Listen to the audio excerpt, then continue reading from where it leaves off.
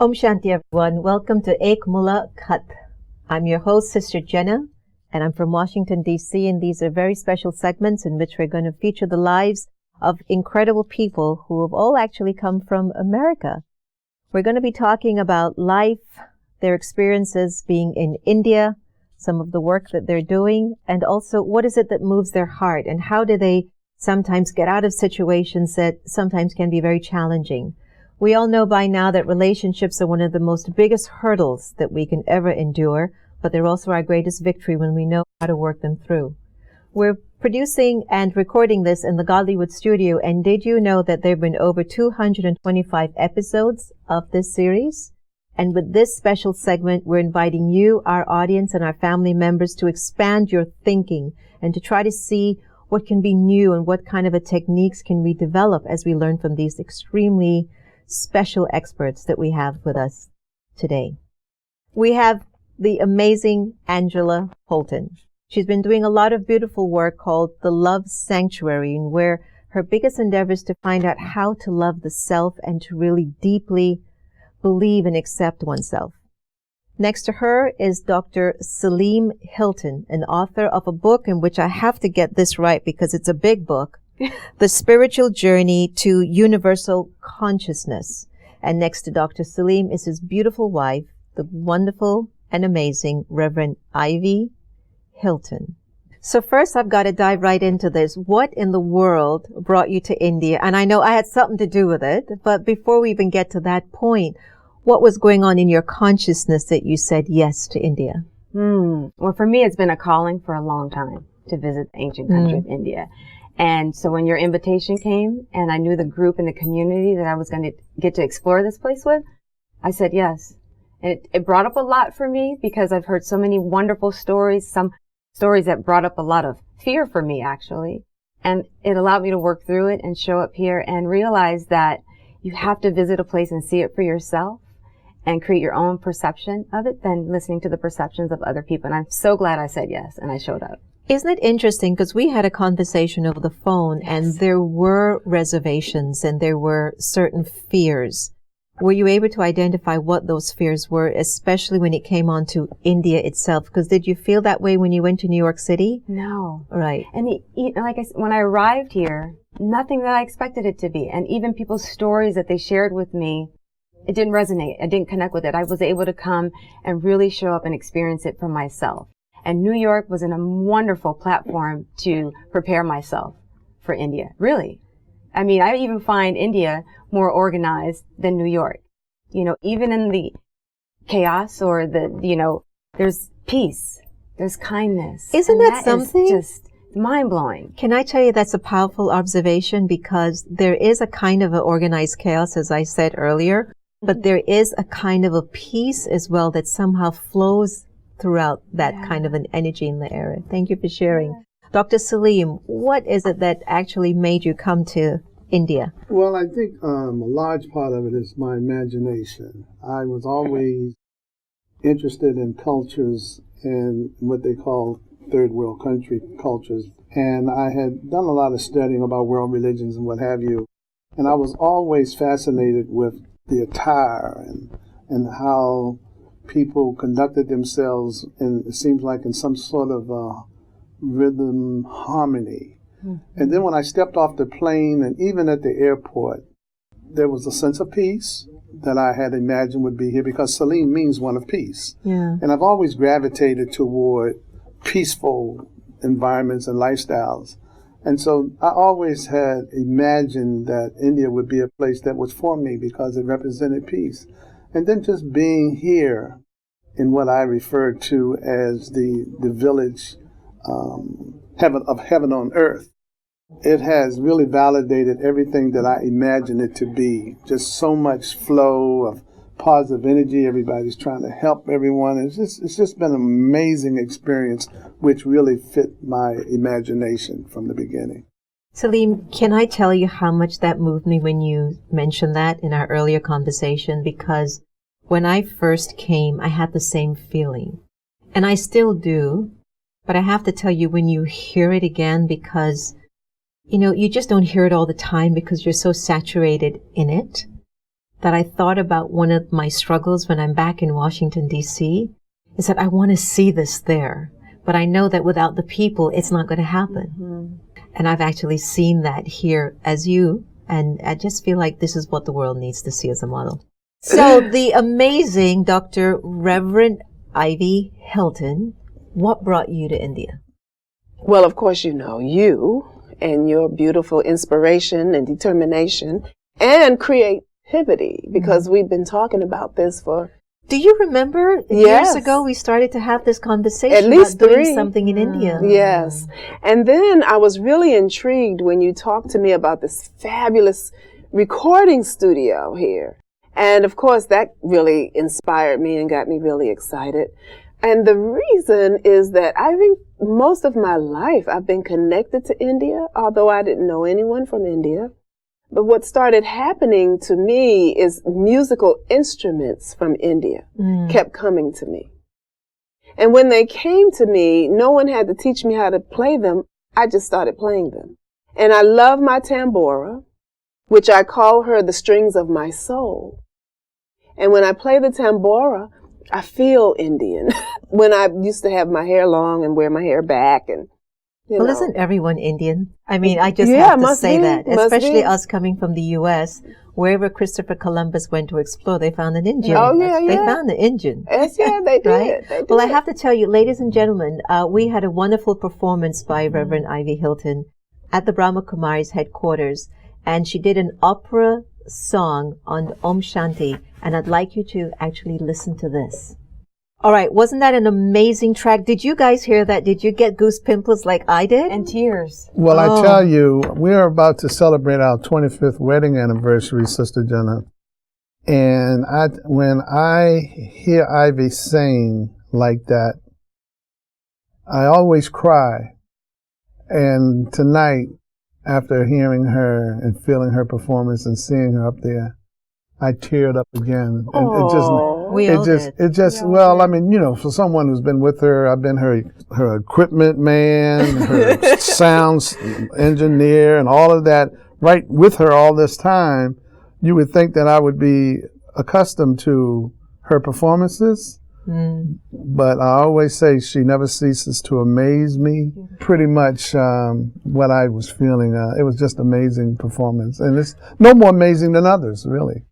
Well, let me tell you, the Indian audience is not an easy one to conquer, but when I started to hear everyone clapping, and when she started to sing in Hindi, which is a language of love, this feeling of, they call it in Hindi, bhavna. When you speak, you bring all of your feelings in what you say, and sometimes they'll say English is dry. Now, you learned some Hindi while you were here. Was it easy? It was easy. Mite bolo? Mite bolo. Divine love, something. Well, you've got like powerful love, divine love, sweet love, sweet love. And then I love the way you ended it. Speak sweetly, speak softly, speak less. And that was really gorgeous. We just have to turn on the television and we just I can't get it. I was passing by Salim the other day and he had a little bit of something going on his phone with the news in America.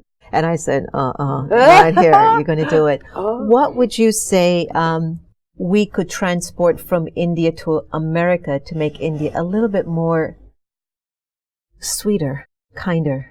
I was saying, if we could just bottle it up and package some of the people and just drop them somewhere where it would resonate. When you think of an atomic bomb, instead of the destruction, that it would create a wave and a vibration of love. I would like to have a video of some of what we experienced over the past few days and take it back to Congress and do a formal presentation to those congressmen and women and show them that there is a way to live as opposed to lying, deceit, conniving, and all of those ways that they are practicing there in the States. And let them see that a country and a government can actually live in harmony and in peace. That's what I'd like to take back. So if you all want to produce that video and let me get on the plane with it next week, I would like to take something like that back. Even the Minister of Justice, when he spoke, here's some of it. Minister Mishra. Yes. Yes. And it was about, you thought I was coming to talk about law, and I'm coming to speak on spirituality. Yeah. If he could just talk to the ministers of justice and the attorney generals, and maybe they should have a summit, because that would change a lot of lives. Me going back and being even kinder, you know, really bottling up what I experienced here and being that example back home. Because each time I'm with you, Sister Jenna, I learn more about compassion, about kindness, and, you know, everyone here sees you. They look at you and they make eye contact with you. And I realize I may not do that.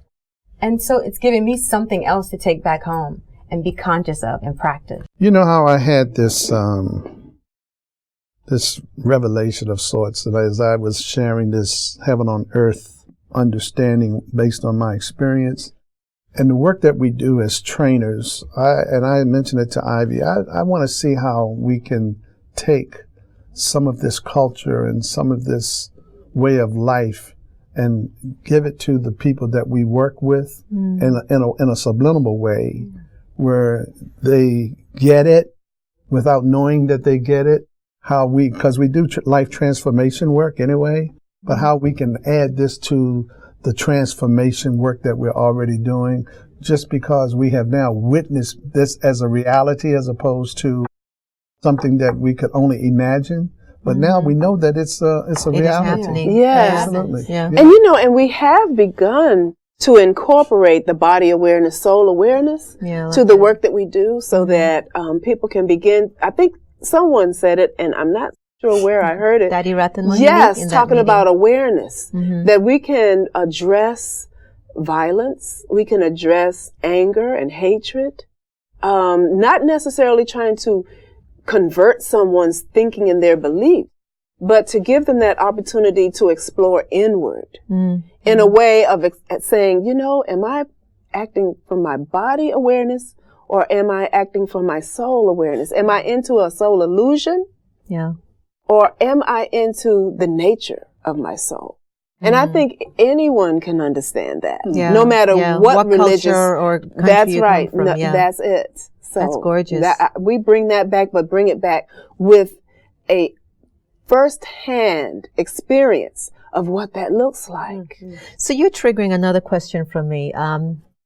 India is one of the largest democracies in the world. America is a democracy. Both advocate that they're free, feeling that as much back home anymore. And I know that, you know, there are the images of poverty here, and that a lot of people mention that when they come here. I've not seen it, maybe because I'm not seeing it from a perspective, because for me the poverty is of the spirit. You know, that's a different thing. When I see someone, I could say, yeah, they're in poverty.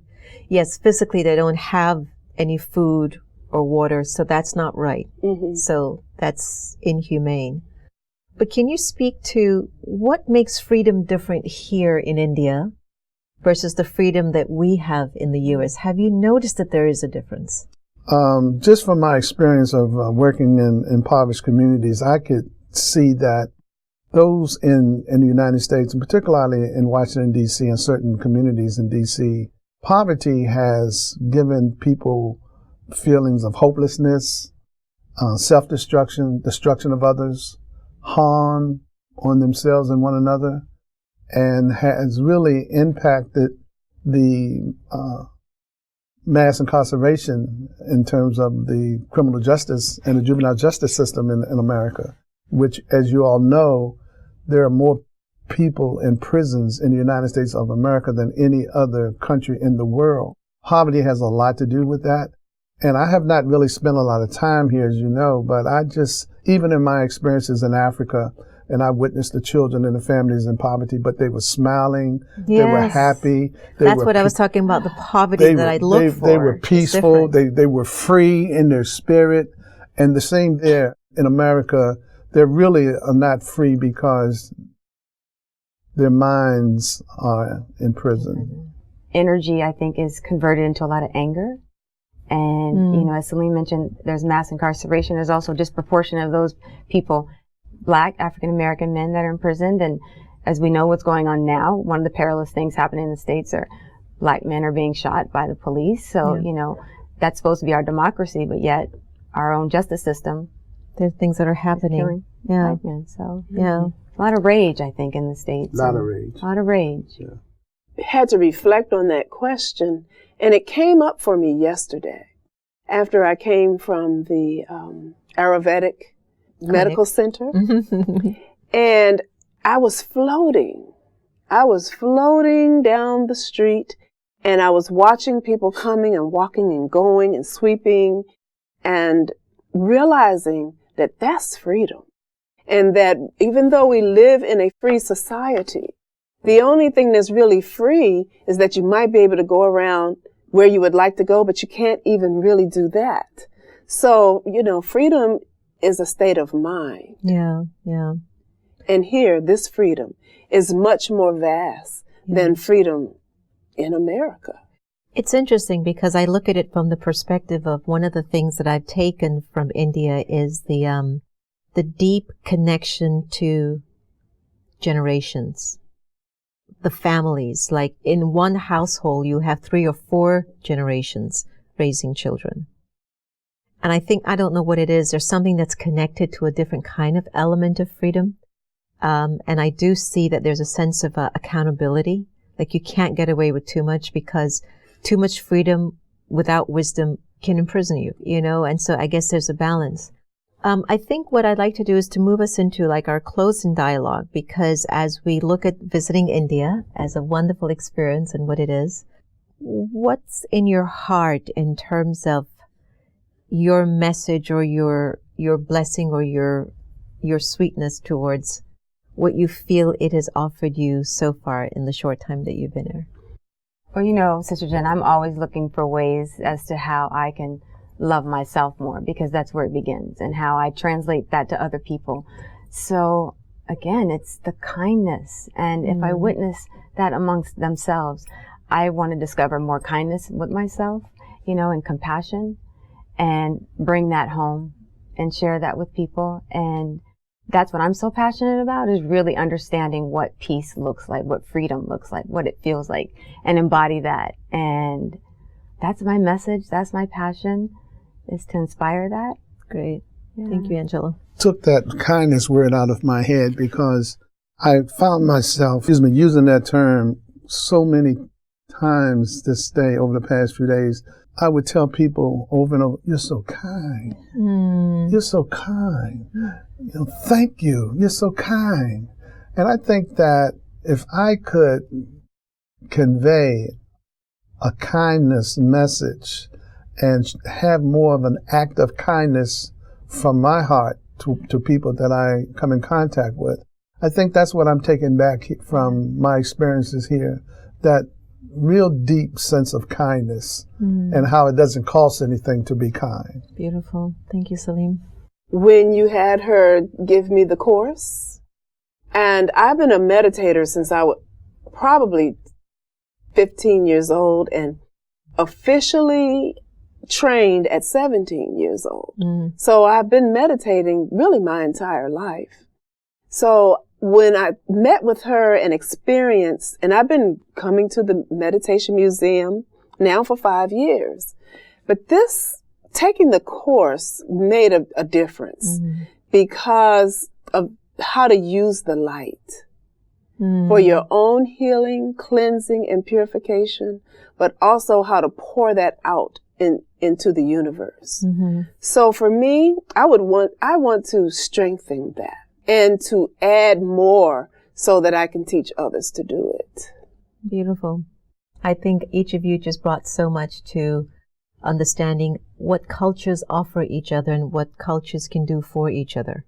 And I think that's what our conversation today did. Thank you so much. Thank you. Hopefully we Thank can you. continue this Thank you for conversation having us here and in go India. on and on and on. Yes. And as far as you're concerned, hope you enjoyed our chit chat with these amazing experts from the United States of America on this special segment of Ek Mulakat. Now, don't forget that we are all over the world, and if you want some more information, please go to Godlywood Studios. They'd be happy to assist you in getting you subscribed, getting you updated, and also getting you elevated. Take care, everyone. I'm your host, Sister Jenna, and I'm signing out totally in a peaceful state. Om Shanti.